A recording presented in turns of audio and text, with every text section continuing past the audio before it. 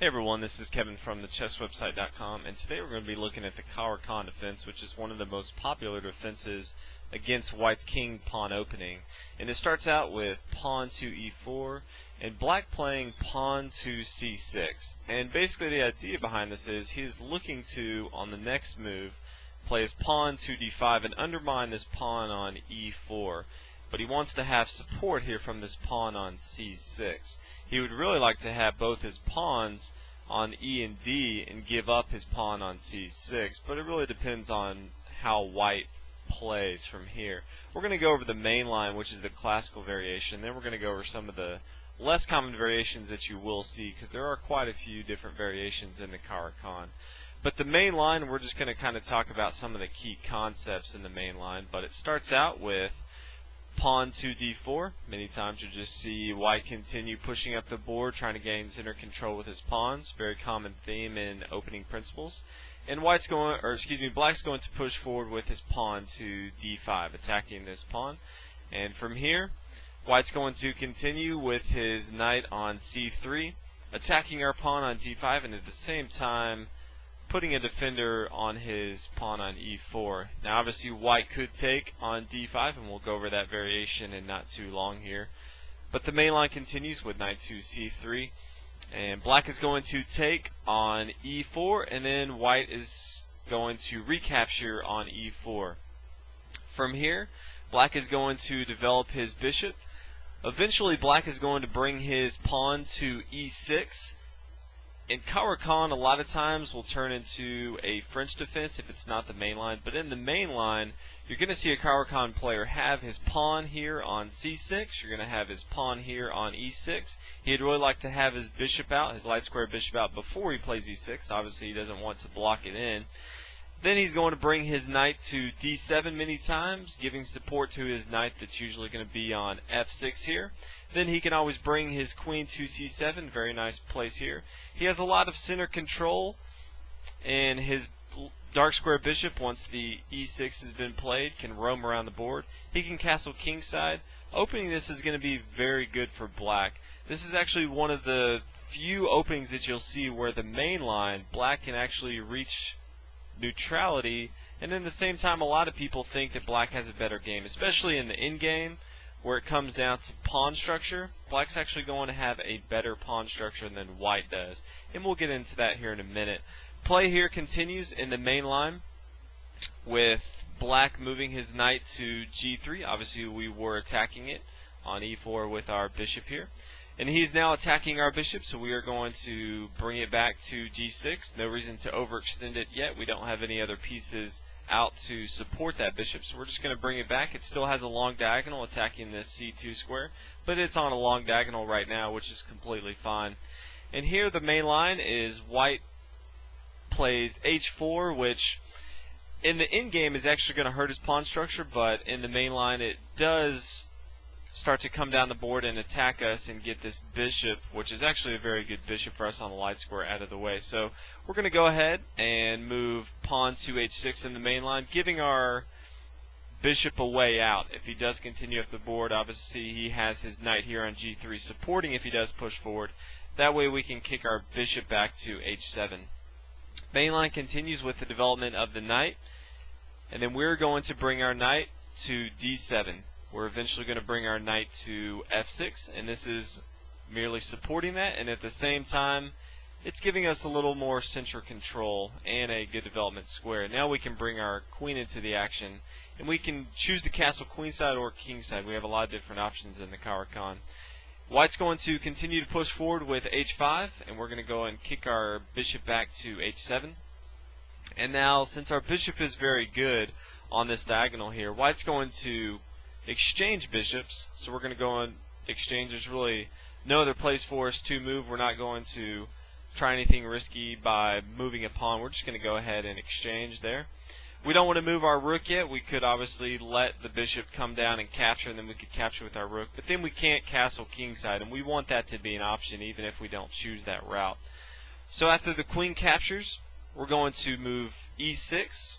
Good development move, opens up a line for our queen on the dark squares. Our queen can choose either side to go to, and our bishop now is activated, and we can move it along these dark squares, which is very good for us.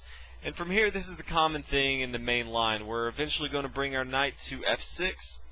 We can bring our bishop into the action if we want to extend it farther, if we just want to bring it to a square like e7. More than likely, you'll get it involved into the action. Again, you can castle kingside. You can bring your queen into the action by b6, attacking the b2 square. Or you can just bring it to b7, eyeing down on the king side, and then you can castle queenside. It really depends up to you. But as you can see, there's a lot of play that black has from Caro Kann, especially in the main line. And if you look at our pawn structure, it's very good right now. We have 4 on one side, 3 on the other. And we really haven't deviated from any overextension of our pawns like white has with his move down to h5. So that's the main line. We're going to take a look at some of the other variations that you will see. The other variation that you will see is the Smith's Law variation, which is pawn e4, c6, d4, d5. Then when he brings his knight to c3 and we recapture, then we bring our knight to d7. And the goal of this is to eventually bring our knight to f6, and once we exchange knights, then our b knight, our queenside knight, will be on f6, and then we can open up our bishop here. Now white can have a lot of play here if he just plays something like knight to g5, and this is actually what Kasparov lost to when he played the Caro Kann defense against deep blue. And there's just a lot of traps that you can fall into. White's not going to allow black to exchange the knights here, and so I feel like it's a trickier position to play as black, and I usually don't recommend it to people when they're learning the Caro Kann, but it is good to know about if you do see it. Another thing you may see in the Caro Kann starts out e4. We'll go over some more variations here. c6, d4, pawn d5. Then he brings his knight to c3 and capture and recapture. One of the things you may see here is knight to f6. And then when recaptures, there's two variations. There's a Bronstein Larson, which is simply pawn captures on f6, which the goal of this is to give an open file to the rook. Yeah, it does give an open file to the rook, but it does kind of undermine our pawn structure here. It's going to be real tough for us to castle kingside. We're more than likely not going to castle kingside. We want to keep this open file for our rook, but in the endgame, our pawn structure is not quite going to be as good as white. As you can see, we have 3 pawn islands here. It's going to be a little harder for us. Other variation you may see in this is you may see pawn capture on f6, which I feel is a little bit better. You can still castle kingside and get a lot of play, but those are two of the things you may see. Now, another variation that you will see is the advanced variation. It starts out the same: e4, c6, d5, d4, d5. But instead of now playing knight to c3, white may simply play pawn to e5. Now from here, black has two options. The first one is bringing his bishop to f5, where the knight can now come to c3. And after we develop with pawn to e6, very common move after we bring our bishop out to move pawn e6, then white can play pawn to g4, putting a lot of pressure on our bishop, and we're going to have to kick our bishop back out. This is one thing you may see. Black does have another option here. If he doesn't want to play f5, he can play c5, and from here, if white chooses to take, then we can play e6, and it kind of takes on a French defense here. So we are giving up material, but we're looking to get it back later on. If you're familiar with the French defense, you'll definitely want to take a look at this variation. It's something that you may see quite often. Another variation that you may see quite often, if someone's not too familiar with the main line, is after c6, d4, and d5. It's not as common, but you may see white take on d5, and from here we can take on d5 with our pawn. This is going to be completely fine with us. There's a lot of things that white can do, but as you can tell already, we have both of our center pawns, and white only has one of his center pawns. We can simply bring our knight into action with c6, putting a lot of pressure on the center. I feel like this is actually a better position for black, as we still have both of our center pawns, and we can develop like normal.